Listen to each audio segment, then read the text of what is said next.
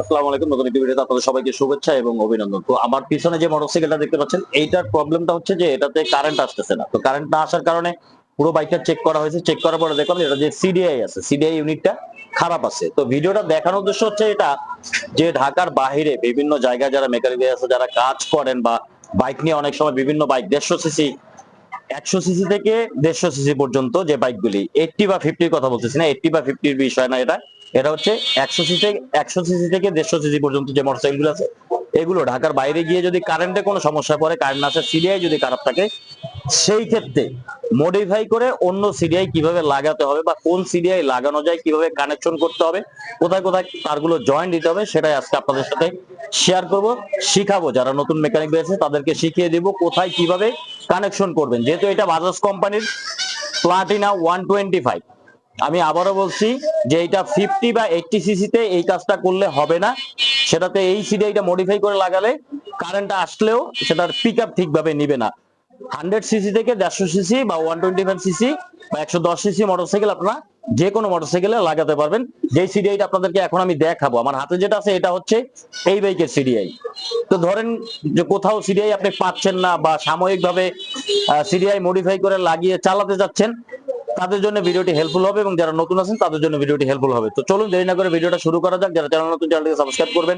যারা already subscribe করেছেন তাদেরকে অসংখ্য ধন্যবাদ। প্রথমে আবার একটু বাইকটা দেখাই, প্লাটিনা 125 সিসি, এখানে লেখা আছে, এই যে একদম ক্লিয়ার লেখা আছে 125 সিসি ডিটিএস এসআই। তো এইটাতে যেহেতু বাজাজ কোম্পানি বাইকের হচ্ছে দুইটা স্পার্ক প্লাগ থাকে, কোনো অসুবিধা নেই। দুইটা স্পার্ক প্লাগ থাকলেও কোনো সমস্যা নেই। দুইটা স্পার্ক প্লাগে কিভাবে কারেন্টের লাইন কানেকশন করবেন সেটাও দেখাবো। এইটা যেহেতু এই বাইকের সিডিআই, এটা খারাপ আছে, নষ্ট হয়ে গেছে, এইটাকে আমি বাদ দিয়ে চেঞ্জ করে মডিফাই করে এই সিডিআইটা লাগাবো। দেখুন এইটা, এই সিডিআইটা আমি লাগাবো। এখানে আমি অলরেডি কানেকশন দিয়ে রেখেছি, স্টার্টও করেছি, সবকিছু কমপ্লিট করেছি। জাস্ট আপনাদের ওয়ারিংটা দেখাবো কোথায় কিভাবে কানেকশন করবেন। প্রথমে বলি, এটা হচ্ছে সিআরএলএফ কোম্পানির সিডিআই, আপনারা দেখে রাখতে পারেন কাছে থেকে, এই যে দেখুন। হ্যাঁ, এটা হচ্ছে সিআরএলএফ কোম্পানির সিডিআই, 4 পিনের সিডিআই। আপনারা যদি এই ধরনের সিডিআই লাগাতে চান, যে কোনো জায়গায় এই ধরনের সিডিআই পাওয়া যায়, মার্কেটে আপনারা অ্যাভেলেবেল পেয়ে যাবেন, যে কোনো জায়গায় পেয়ে যাবেন। তো এই ধরনের 4 পিনের সিডিআই আপনারা কিনে আনবেন। আমি একটু দেখাই, এই যে দেখুন 4 পিন, দেখুন ভিতরে খেয়াল করুন, এটাতে 4টা পিন আছে। এই 4 পিনের সিডিআই এই সিআরএলএফ এর আছে বা অন্যান্য কোম্পানির আছে মার্কেটে, চায়না গাড়ির সিডিআই বলা হয় এগুলো। 4 পিন, এরকম একটা 4 পিনের সিডিআই নেবেন, ডিসি সিডিআই 4 পিনের এই সিডিআইটা, এবং পাশাপাশি অন্য যে কোনো পুরনো ওয়ারিং থেকে এই ধরনের একটা জ্যাক নেবেন। সেটা 6 পিন হতে পারে অথবা 4 পিনেরও হতে পারে। 4 পিনের যদি পান আপনি তাহলে 4 পিনের নেবেন, আর যদি 4 পিনের না পান, 6 পিনের যদি পান তাহলে 6 পিনের জ্যাক নেবেন।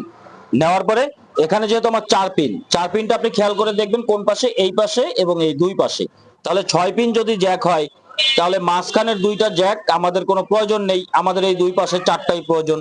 তো দেখুন আমি এখানে জ্যাকটা লাগিয়ে দেবো, একদম একদম ইজি লেগে যাবে। দেখুন এই যে, এই যে ইজি লেগে গেছে আমার, একটা 6 পিনের জ্যাক লেগে গেছে। 6 পিনের দুই মাঝখানে 2 পিন আমার দরকার নেই, দুই পাশের 4 পিন আমি নিব।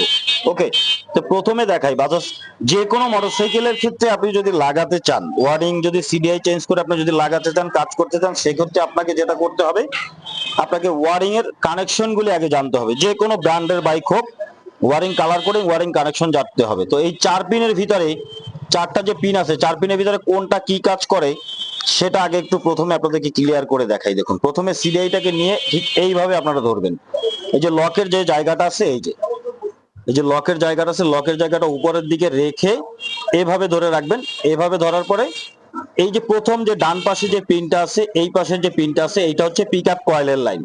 আমি সিডিআইটা কিভাবে ধরেছি একটু খেয়াল করুন। এই যে এইভাবে লকের যে জায়গাটা আছে, এই লকের গ্রুপটা এইটা উপরের দিকে থাকবে, এইভাবে ধরে ঠিক এই ডান পাশে প্রথম যে পিনটা, এই উপরের পিনটা, এইটা হচ্ছে পিক আপ কয়েলের। এবং এইটার বাম পাশে এই যে এই পাশে যে পিনটা আছে, এই পাশে প্রথম পিনটা, এইটা এটা হচ্ছে বডি আর্থের লাইন দিবেন, এটাতে বডি আর্থের লাইন দিবেন।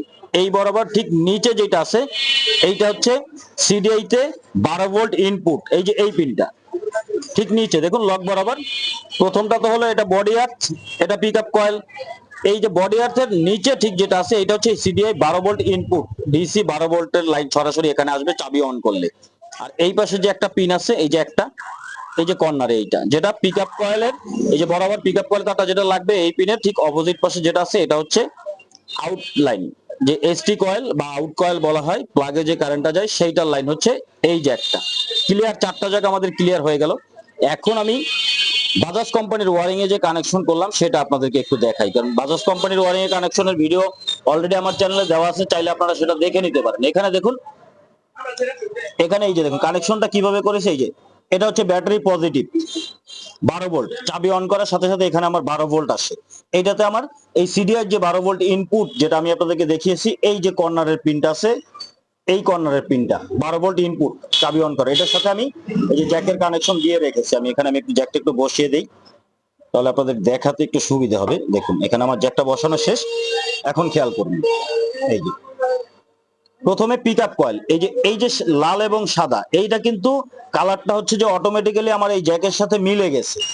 বাজাজ কোম্পানির পিক আপ কয়েলের কালার কিন্তু লাল এবং সাদা থাকে। দেখুন এখানেও খেয়াল করুন, এই যে যেটা আমি পিক আপ কয়েলের লাইন লাগিয়েছি, জয়েন করেছি, এই যে দেখুন আমি কিন্তু অরিজিনাল জ্যাকগুলো রেখে দিয়েছি, এগুলো কিন্তু আমি কাটিনি, কারণ কখনো যদি প্রয়োজন হয় অরিজিনাল সিডিআই এনে লাগানোর প্রয়োজন হয় তখন কিন্তু লাগানো যাবে, যার জন্য আমি জ্যাকগুলো রেখে দিয়েছি, কেটে ফেলিনি। আপনারাও কখনো কাটবেন না, এগুলো রেখে দিবেন।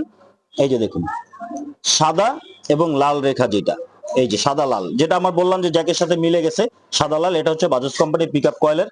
এবং কালো এবং হলুদ যে তারটা আছে, এই যে এইটা হচ্ছে কালো এবং হলুদ, এই তারটা হচ্ছে বাজাজ কোম্পানি বাইকের, প্রত্যেকটা বাজাজ কোম্পানির যে কোনো বাইকে আপনি দেখবেন এটা হচ্ছে বডি আর্থ বা নেগেটিভ বলা হয়, নেগেটিভ তার। আচ্ছা, এরপরে ব্রাউন এবং ব্লু তারটা, এই যে এইটা সম্পূর্ণ তার ব্রাউন কালার থাকে, ব্রাউন কালারের উপরে ব্লু রেখা টানা থাকে, এটা হচ্ছে বাজাজ কোম্পানির ব্যাটারি ভোল্টেজ আছে সিডিআই তে চাবি অন করার পরে, সেটা পালসার হোক বা অ্যাভেঞ্জার হোক, যে কোনো মোটরসাইকেল হোক, বাজাজ কোম্পানির এই কালারটা একই রকম থাকে, এখানে কালার কোনো পরিবর্তন হয় না। তো ব্যাটারি ভোল্টেজ আমি এখানে সিডিআই তে দিয়ে দিয়েছি 12 ভোল্ট দেওয়া আছে, পিকআপ কয়েলের লাইন এখানে আমার দেওয়া আছে, এবং আউট কয়েলের যে লাইন, কারণ বাজাজ কোম্পানি বাইকে তো দুইটা, অন্য অন্য ব্র্যান্ডের মোটরসাইকেল দেখবেন আমরা একটা প্লাগ থাকে, সেখানে একটা আউট কয়েলের তার, এই যে একটা, এইটা আউট কয়েলের তার। এখানে জ্যাকে কালার মিলবে না, কারণ যেহেতু আগেও বলেছি জ্যাকটা আমার আলাদা, এই জ্যাক থেকে যেটা আমার আউট কয়েলের লাইনটা চলে গেছে, সেটা যেই বাইকগুলোতে হন্ডা বলেন বা ইয়ামাহা বলেন বা সুজুকি বলেন, যেটাতে একটা প্লাগ থাকে, সেটাতে তো আপনি একটা তার সরাসরি আউট কয়েলের লাইনে জয়েন দিয়ে দিবেন, কিন্তু বাজাজ কোম্পানিতে দুইটা থাকে, সেই ক্ষেত্রে যেটা করবেন যে দুইটা তার আপনারা একই জায়গায় কানেকশন করে দিবেন। এই যে দেখুন, এই বাজাজ কোম্পানি এই দুইটা হচ্ছে এইচটি কয়েল বা আউট কয়েলের লাইন, এই যে খেয়াল করুন, এটা হচ্ছে এসটি কয়েল বা আউট কয়েলের লাইন। এসটি কয়েল বা আউট কয়েলের লাইনের সাথে কিন্তু আমি দুইটা একই জায়গায় জয়েন করে সিডিআই থেকে যেটা আউটপুট, এই যে সিডিআই নিচেরটা, এই কর্নারেরটা, এই যে লকের সাইডে, এইটা পিকআপ কয়েল, এই যে লাল সাদাটা পিকআপ কয়েল পড়েছে এই কর্নারে লকের, এই নিচেরটা পড়েছে আমার আউটপুট লাইন, যেটা এইচটি কয়েলে চলে গেছে। এই তারটা আমি ঠিক এইচটি কয়েলের দুইটা তারের সাথে একসাথে একই জায়গায় জয়েন করে দিয়ে দিচ্ছি। এভাবে আপনারা জয়েন করে দিবেন, যদি সিডিআই পাওয়া না যায় কখনো বা সাময়িকভাবে চালাতে চান, সেই ক্ষেত্রে আপনারা এই কাজটা করতে পারেন। এটা 100 সিসি থেকে 150 সিসির ভিতরে বাইকে আপনারা এই সিডিআই দিয়ে চালাতে পারবেন, এটা অনায়াসে চলবে বা চালানো যায়। তো এখন যেহেতু আমার এখানে কানেকশন করা শেষ, কানেকশন আপনাদের দেখানো শেষ, আমি একটু বাইকটিকে স্টার্ট দিয়ে আপনাদেরকে সরাসরি দেখাই বাইকটা স্টার্ট নিতেছে কিনা বা স্টার্ট হয় কিনা। দেখুন সিডিআই কানেকশন কমপ্লিট, আমি এগুলো পরে টেপিং করব, জাস্ট আপনাদেরকে একটু দেখাই, আর লাইনগুলো করে রেখেছি আপনাদের দেখানোর সুবিধার্থে। দেখুন আমি একটু স্টার্ট দিই, এই যে দেখুন বাইকটা স্টার্ট হয়ে গেছে, আপনাদেরকে একটু সাউন্ডটাও শোনাই।